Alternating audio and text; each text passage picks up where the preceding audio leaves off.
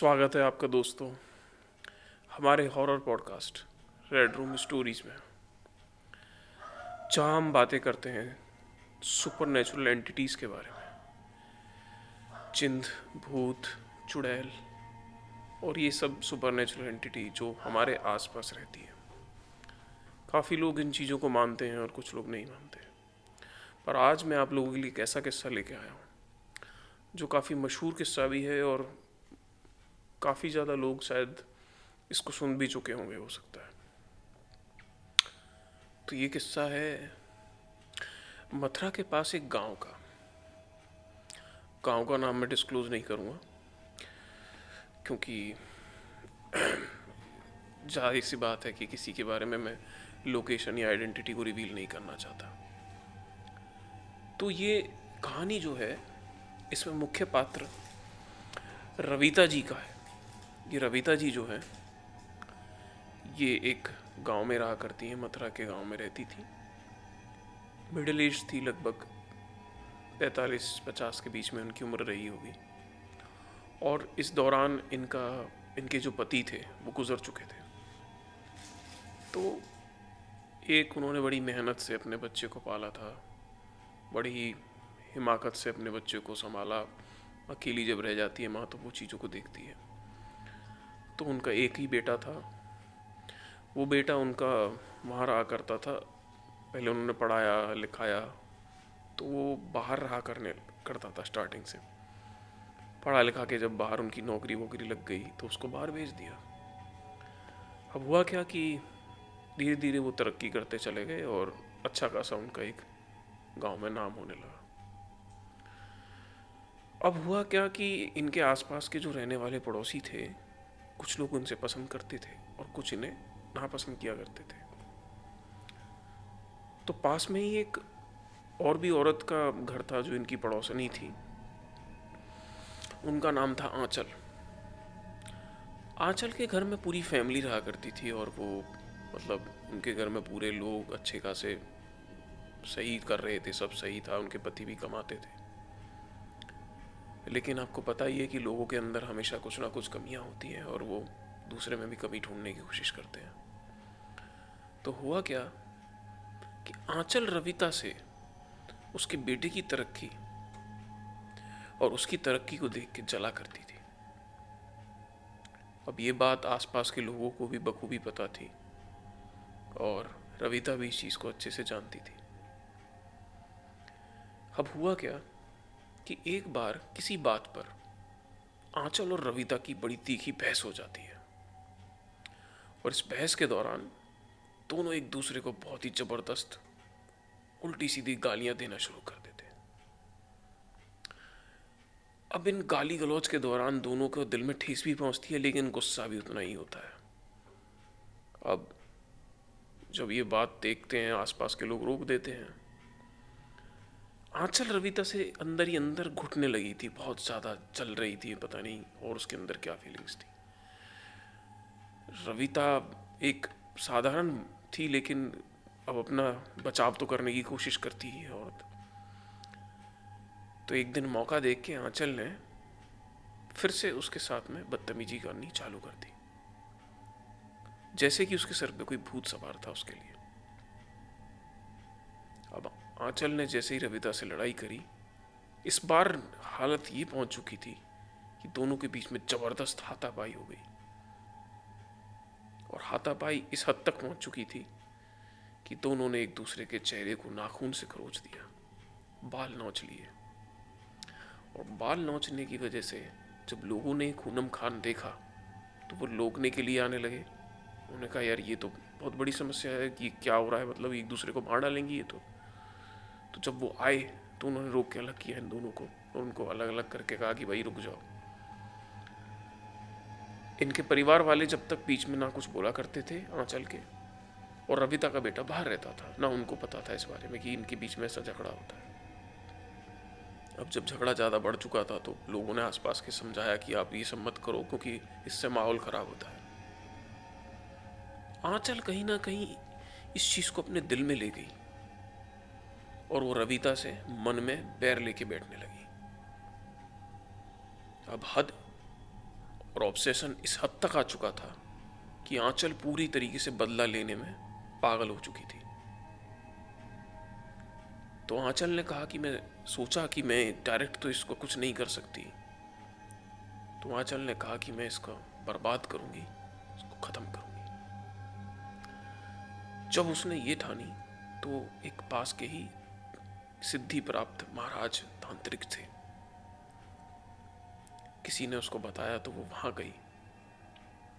जाके महाराज जी से बोली कि महाराज जी मैं आपके पास आई हूँ और महाराज जी एक महिला है और मैं चाहती हूँ कि आप उस पर ऐसा करो कि वो नष्ट हो जाए, उसका सर्वनाश हो जाए। महाराज जी इन चीज़ों से निपुण थे, वो जानते थे कि इन चीज़ों का अंत बेहतर नहीं होता, आखिरी में आपको ही उस चीज़ के लिए भुगतना पड़ता है। तो जैसे ही ये बात उसने कही तो वो जानते थे कि ये उसके मन में बदले की भावना है। उन्होंने मना कर दिया, उन्होंने साफ मना कर दिया कि मैं कोई भी बदला लेने के लिए किसी भी तरीके की तांत्रिक प्रक्रिया जो किसी का सर्वनाश करे या किसी को भी बुरा पहुंचे, मैं ऐसी कोई भी क्रिया नहीं करूँगा। क्योंकि उनके पास में काफ़ी सिद्धि प्राप्त थी, वो तांत्रिक मूठ डालना सब चीज़ों को जानते थे, पर वो किसी का बुरा नहीं करते थे। गुरुजी के पास में उनका एक चेला सतबीर वहीं काम करा करता था।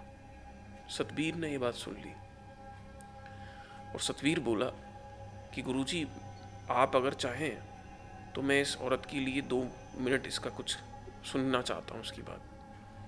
गुरुजी ने कहा कि तुम जाके सुन लो क्या ये कहती है। उस औरत ने गुरुजी को बोला कि गुरुजी मैं पैसे भी देने के लिए तैयार हूँ और अगर आप चाहें तो मैं जो भी आप कहेंगे उस रकम को अदा कर दूंगी, चाहे मुझे अपने जेवर क्यों ना बेचना पड़े। सतबीर को ये बात सुन चुकी थी और उसके मन में लालच आ चुका था।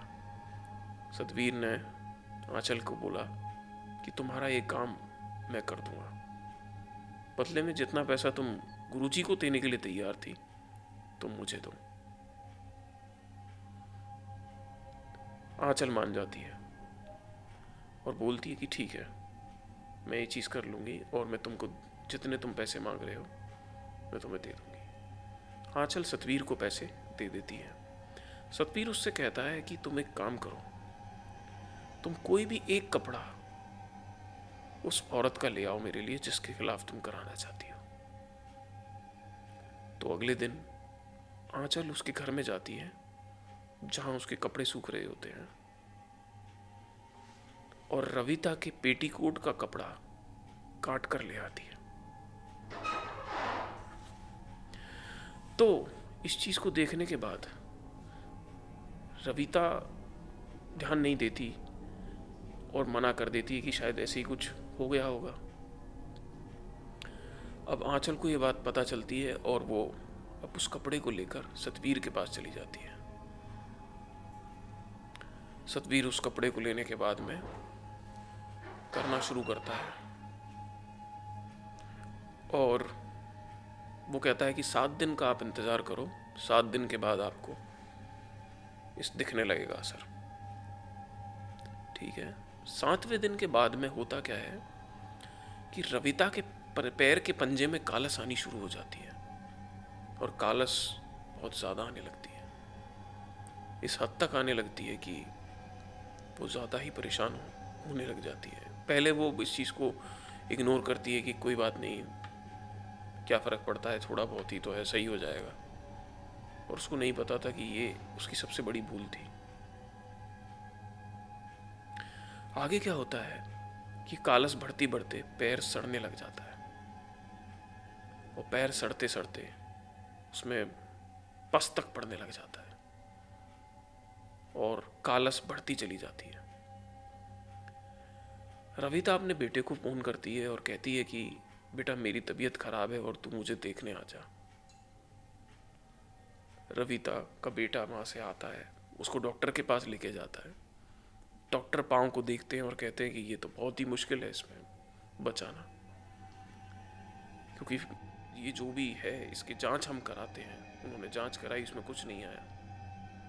उन्होंने सोचा कि कुछ वेरिकोस वीन्स वगैरह हो गई होगी या कोई ऐसी बीमारी, पर बीमारी कोई साफ स्पष्ट आई नहीं रही थी रिपोर्ट में। तो जब कुछ उनको नहीं मिला तो डॉक्टर ने कहा कि अगर हमने इसको नहीं रोका, ये इन्फेक्शन को, तो बहुत बड़ी दिक्कत हो जाएगी। लेकिन उसका बेटा डर चुका था। रविता के बेटे ने सोचा कि अगर मेरी माँ को कुछ हो गया तो इस दुनिया में मेरा कोई नहीं होगा। ऐसे में उसने कहा कि ठीक है, मैं जोखिम लेने को राजी हूँ। तो डॉक्टर ने कहा कि ठीक है, हमें इनका पैर काटना पड़ेगा। अब इस चीज़ को सुन के पहले तो वो डरे, लेकिन मजबूरी ये थी कि उनके पास में और कोई ऑप्शन था नहीं। तो रविता का डॉक्टर ने पैर काट दिया। पैर काटने के बाद में कुछ दिन वो रहीं और कुछ दिन बाद रविता गुजर गई। जो आंचल को चाहिए था वो उसको मिल गया। अब सबसे बड़ी उसके लिए ये उपलब्धि थी कि जो उसका बदला था या जो उसका बदले की भावना थी वो पूरी हो चुकी थी। और कहानी यहीं खत्म नहीं हुई। अब यहां से असली कहानी बननी शुरू हुई, क्योंकि अब रविता खत्म हो चुकी थी। तो जाहिर सी बात है कि बदले की भावना तो सब तरफ होगी। कुछ दिन बाद एक दिन रात के 2 बजे आंचल का गेट ऐसे खटका। एक बार खटका, उन्होंने ध्यान नहीं दिया। दूसरी बार वही आवाज आती है। आंचल सुनती है और बाहर जाती है कि शायद कोई आया होगा, इतनी रात में कौन है। जैसी गेट खोलती है तो वहां कोई नहीं होता। वापस आ जाती है। अब इसके बाद में दिन रात का यही होने लगा कि डेली एक गेट खटकता था और जब भी कोई इस गेट को खोले तो वहां कोई भी नहीं होता था। अब ना किसी को घर में समझ में आ रहा था, ना किसी को समझ में आता था कि ये चल क्या रहा है। रात भर कोई एक दूसरे को इतना कैसे मतलब कर सकता है परेशान। तो उन्होंने सोचा कि ये समस्या क्या है।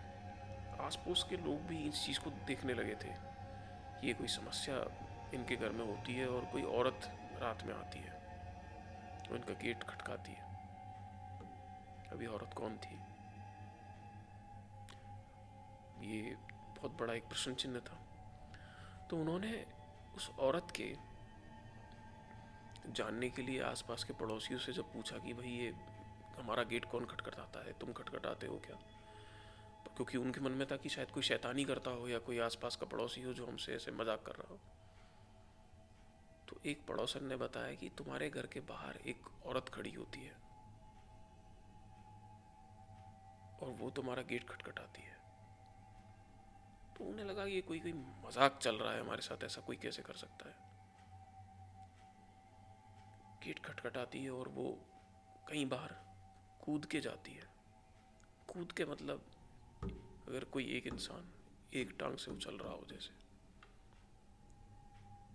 जब उसने ये बात कही तो सबसे पहले आंचल के मन में रविता का ख्याल आया, क्योंकि उसने एक टोटका टोना उसके ऊपर किया था, एक तांत्रिक क्रिया उसके ऊपर करी थी जिससे उसका एक पैर कटा था। अब रविता तो खत्म हो चुकी थी, लेकिन ये कौन कर रहा था? क्या ये रविता ही थी? एक दिन क्या होता है कि दरवाजा रात में दोबारा खटकता है।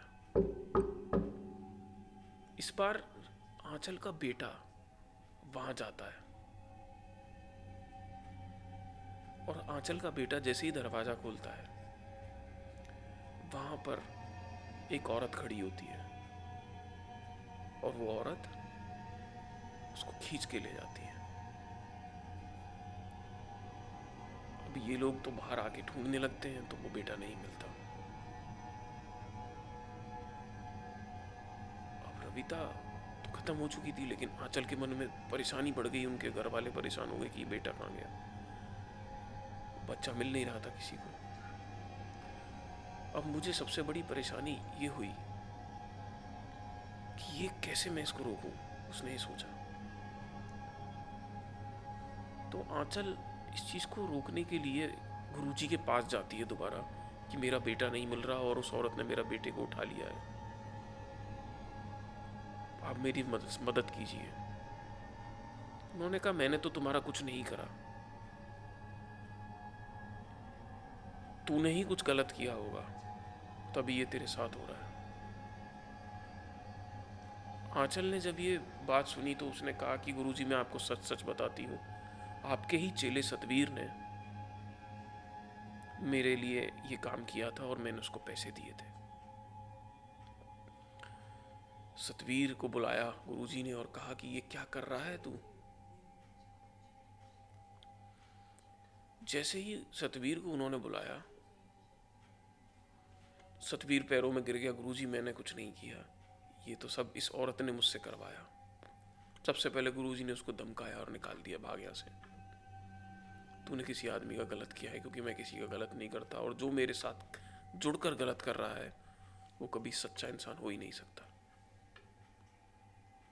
अब जो बेटा गायब हुआ था वो मिल नहीं रहा था।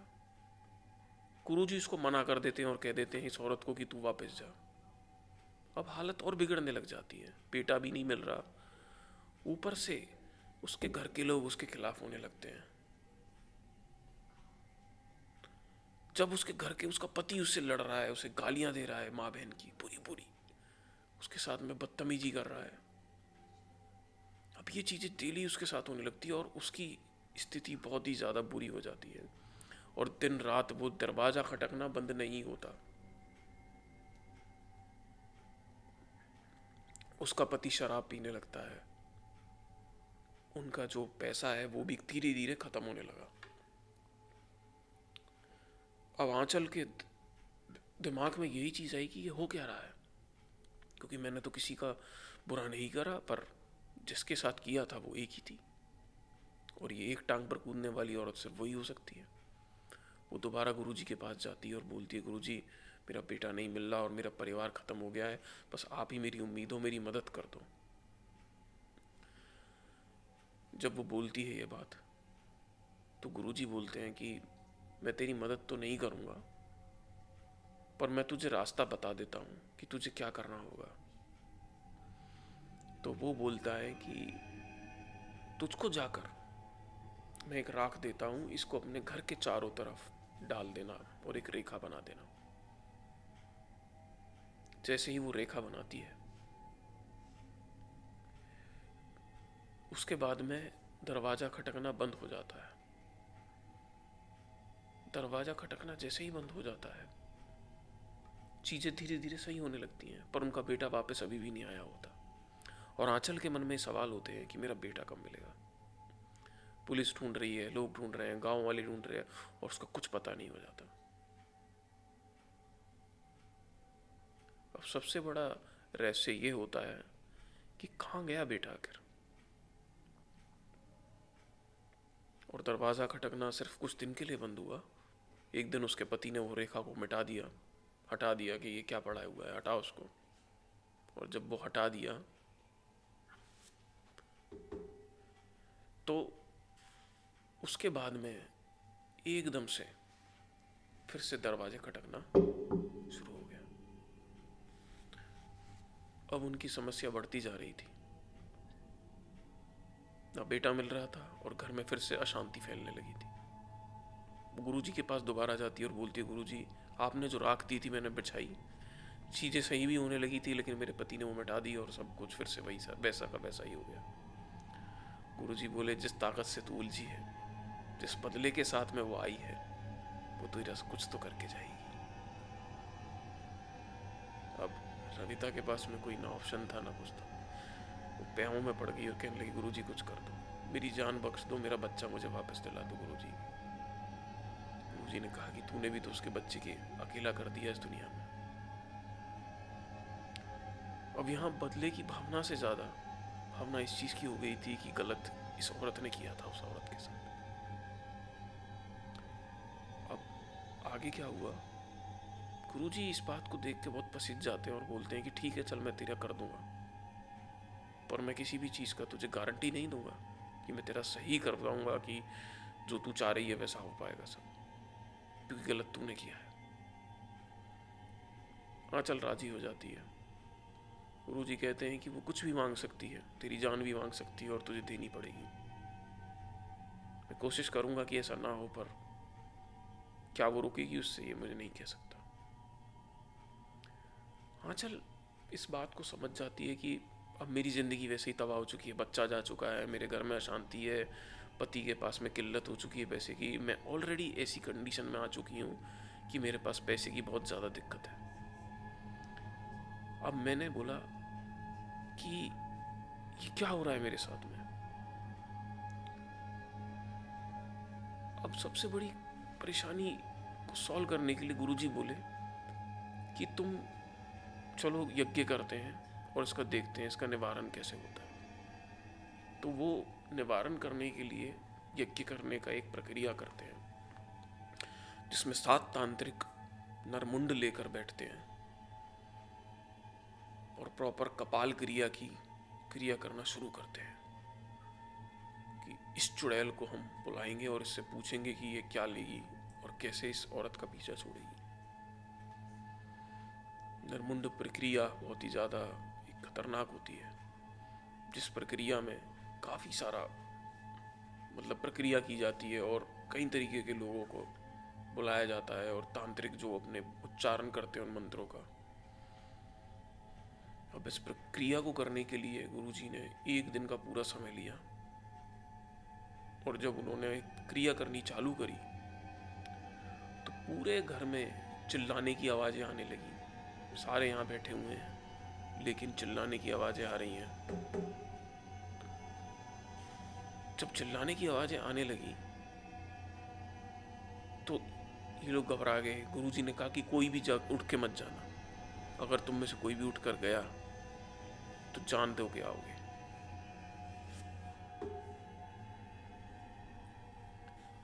अब गुरुजी ने जब ये बात बोली तो कोई नहीं उठा और बैठा रहा। बहुत देर तक यही चलता रहा।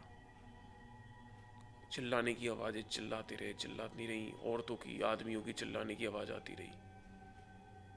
और जब आवाज़ रुक गई, जब मंत्र का आखिरी उच्चारण किया तो आवाज़ रुक गई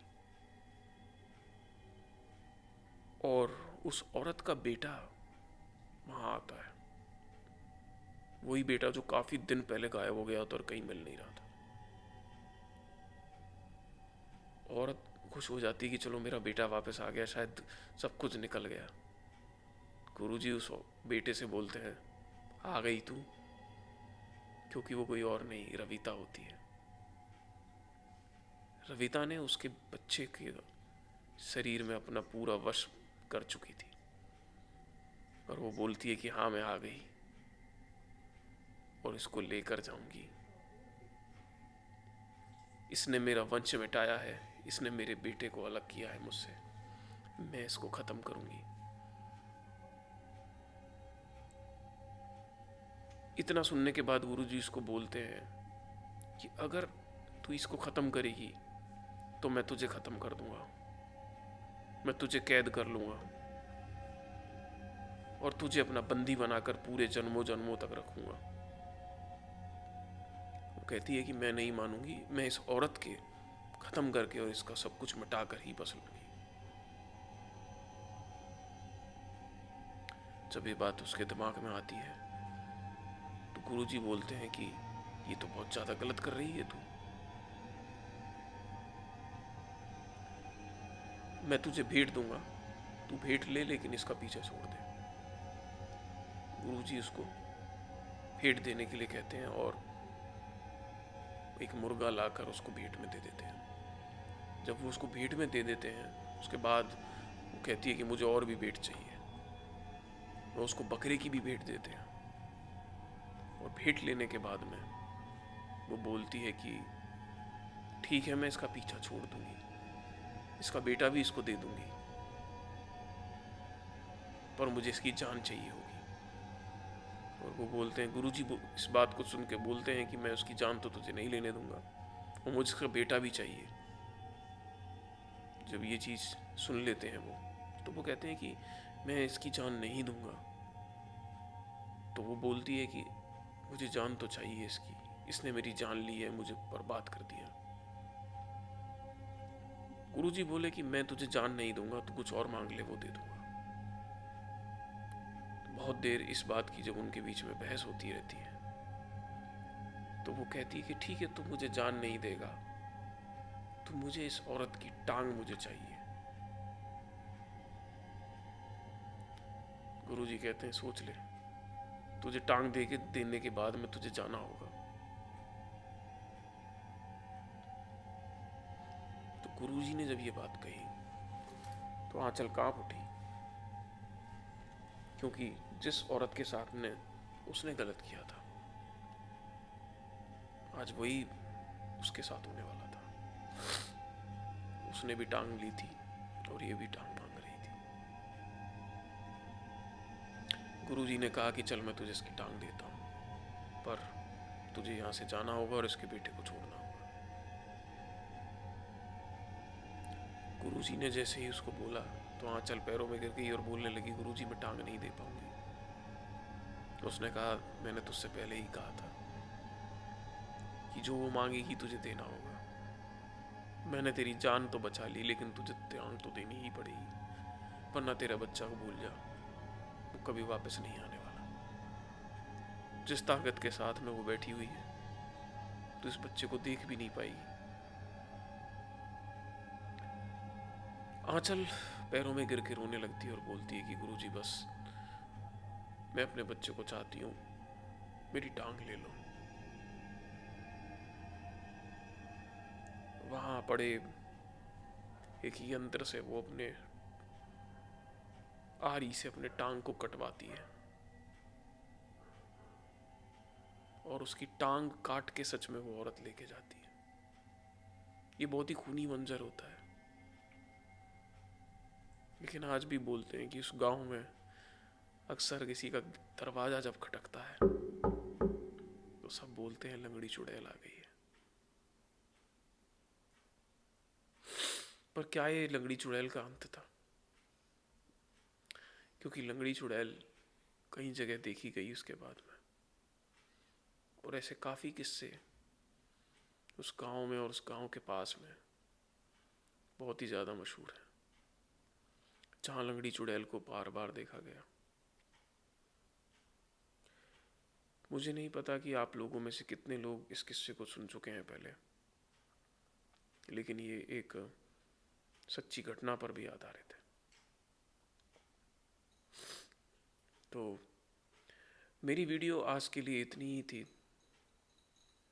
अगर आप किसी भी चीज़ से राबता रखते हो तो अपनी इस वीडियो पे कमेंट ज़रूर करके बताइएगा कि आपको स्टोरी कैसी लगी, और चैनल को अगर सब्सक्राइब नहीं किया है तो सब्सक्राइब ज़रूर करिएगा, और लाइक और शेयर ज़रूर करिएगा। आज के लिए बस इतना ही दोस्तों, कल फिर मिलेंगे और फिर दोबारा एक नए विषय के साथ तुम लोगों के साथ में आऊँगा। धन्यवाद।